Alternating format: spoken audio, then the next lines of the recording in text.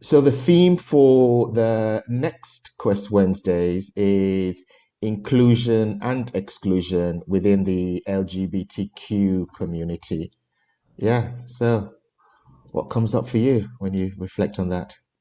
I think for me, when I'm feel included, to some extent, I take it for granted. It doesn't dawn on me. It does not as dramatic as when I feel excluded. I'm very aware when I'm excluded, and I think that as a white gay man, I am the most privileged probably of that cohort of people.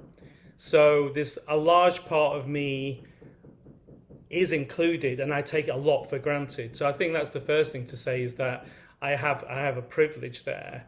Um, but I think I I feel I've always felt slightly different. I've never really felt in the middle of a group. I've never really identified with being in the middle of anything. I always tend to be on the periphery of everything. So my positioning when I first came out, I remember going to gay clubs and it was very, well, this is going back quite a long time, but it was very defined by kind of butch and femme. And I used to look at all these guys, and there was couples, and one was butch and one was femme. It was just the way they dressed and they acted and everything. And I remember scanning, and I was about 17, scanning the room, thinking, I don't. This doesn't fit for me. This isn't who I am, and Mm, I'm cool with that. So I didn't feel like I wanted to be included in that narrative at the time. It was mm, also very, very white. It was Manchester, very, very few BAME, LGBTQ people as well. So, um, yeah, I kind of felt a little bit on the outside. I think the times I have felt excluded would be around gender. So I did a lot of campaigning work around Clause 28, and remember there was a massive divide between the women and the men, and there was there's a lot of antagonism actually between the two groups of people, and it was very clear sometimes that where the men were not wanted or included or excluded. So there's been times where I've sensed some of that. Um, and I also used to go to a lot of black gay clubs as well, and very often I was the only white person. But I never, I knew I was different. I knew I wasn't, it wasn't designed for me. I knew I was a guest. And so I was and the same when I was in spaces where it was predominantly women.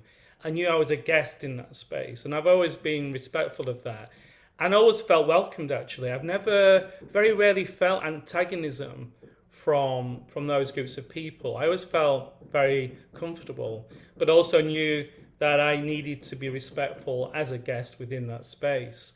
Um, so yeah, I think as an older person now, I think where I start to feel maybe some unease is, am I too old to be involved, included here?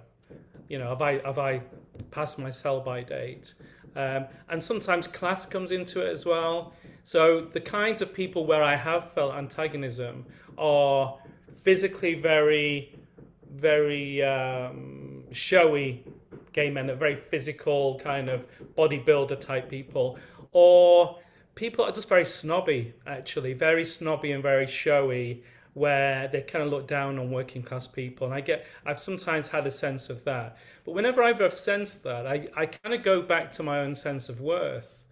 And I think I've normally brushed it off because at a deep level, I have a relative confidence about who I am and my value. And I think that's in large part due to my education. I think the fact I had education gave me a kind of confidence that allows me to mix and to blend with different people.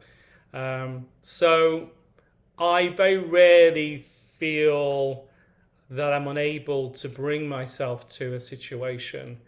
And if I ever do, I always just check in with my sense of worth. Like, am I feeling unworthy here? What do I need to check in with myself around my value? And then I can be calm about it. So those were some of mm. my initial initial thoughts. How about yourself, Ade?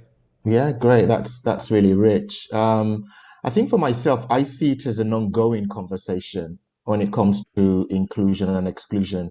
It's not something that is fixed, that is solid. It would always be fluid. And so for myself, one of the things I'm always asking is when I'm going into spaces, how am I feeling within myself? Which ties in with some of the stuff that you've just been talking about. Um, because I know that if I'm going into a space expecting to be excluded, that is what's definitely going to happen, regardless of what the space holders are looking to create. So I'm always checking in with myself, like, how am I feeling? Am I feeling this sense of belonging? So belonging comes up for me when I think of inclusion. I think of belonging. When I think of exclusion, I think of this feeling of not feeling welcomed, not feeling a sense of belonging. So that's the first thing that comes to mind in terms of what am I bringing? What wounds, what stories am I bringing into this space? And then the other thing that I'm also conscious of is the majority um, who are in that space. What are the majority doing to actually create a space of belonging? Because I actually do believe that when it comes to inclusion, the majority space holders also need to be very conscious of that in terms of what's happening to make sure that people are feeling really, really included. So that's the kind of the first thing that comes to mind. The second thing that comes to mind is when it comes to LGBTQIA plus, there's so many dimensions to each person's story as well. There's so many fragments to that. So a lesbian, for instance, like you was talking about, might feel included in certain spaces within the LGBTQIA plus community and feel excluded in some. A trans person, very similar. A bisexual person, very similar. And then when you take it down a notch into maybe disability, and that brings up something else, or you take it into race, that brings up something else. I mean, I think back to a Quest Wednesdays that we had, must be about, I don't know, maybe a year ago, probably less than that, and there was someone who had a learning disability come into the space. And I felt very conscious of the fact that the space was not as inclusive as it could have been because this person was struggling to communicate, was taking much more time. At the time, I'm not sure whether we had the closed captions. To sort of also help this person and help people that might need that. And so I'm just very conscious that even with the best of intentions, there potentially will always be people who feel excluded. And for us as space holders, as facilitators, for us as elders, for us as human beings doing this work, I feel a responsibility to be vigilant to that question of, does anyone potentially feel excluded right now? And what am I doing to ensure that I am meeting them to the best of my ability? So it's ongoing work. And for me, I don't see an end point to it. And that's part of the beauty of it as well.